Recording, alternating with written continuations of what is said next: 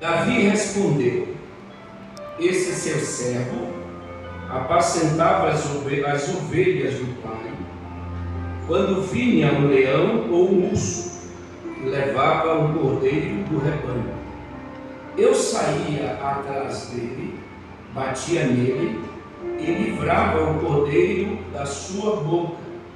Se ele se levantasse contra mim, eu o agarrava pela barba e o golpeava até matá-lo. Esse seu servo, que matou tanto leão como urso, este filisteu incircunciso será como um deles, porque afrontou os exércitos do Deus vivo. Assentai-vos, queridos irmãos. Pegue um papel, pegue uma caneta. Nós temos algumas lições.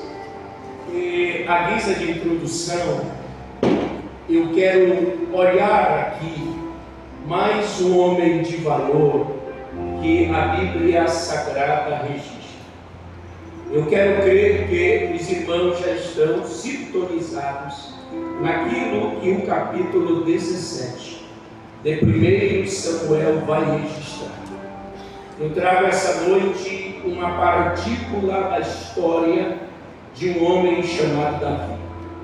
É bem verdade que todo o contexto da história de Davi, desde o período em que ele é ungido na sua casa como rei, até a sua morte, Davi, ele tornou-se um homem totalmente de Deus, tendo o coração voltado para Deus. A história de Davi, esse homem de valor, desde a unção até a sua morte, teve altos e baixos, mas o importante é que Deus nunca o abandonou e ele nunca abandonou a Deus. Opa, tem um aleluia lá atrás, vocês viram isso?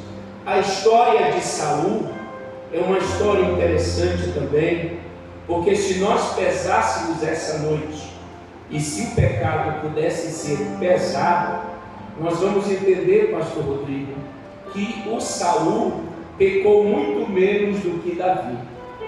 Mas a grande diferença era que ao pecar Saul, ele justificava o seu pecado. Mas quando Davi pecava, ele confessava e se arrependia de seus pecados. Amém. Quando no Salmo 51, ele percebe que cometeu algo tão terrível, mas ele não olha a coroa, ele não olha o cetro, ele não quer saber do trono. Ele diz: pode tirar tudo que o Senhor quiser, o meu anel real, o cetro que eu determino as coisas, a coroa que brilha na minha cabeça, isso pode tirar, mas não tira de mim o teu Santo Espírito. É bem diferente dos pecados cometidos pelo primeiro rei de Israel, chamado Saul. Então essa noite eu gostaria de perceber algumas lições que estão inseridas nesse capítulo 17. O capítulo 17 fala-nos do confronto de Golias, da ameaça de Golias à nação de Israel. Preste atenção e olhe para mim.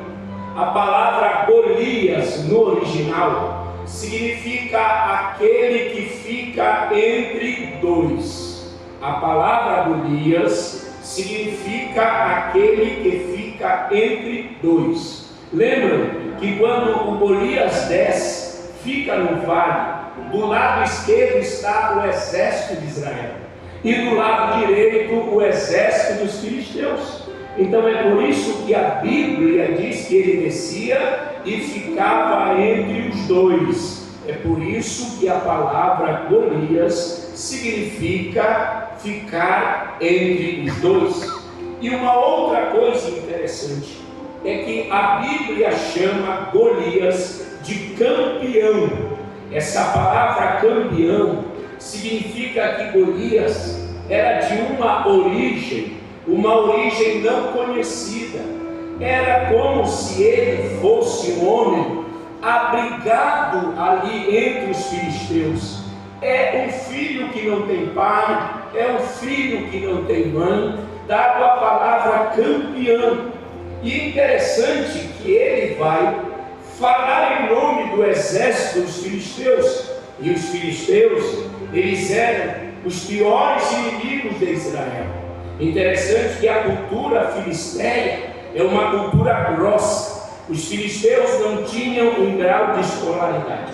Os filisteus não eram educados. Eles não sabiam nem escrever.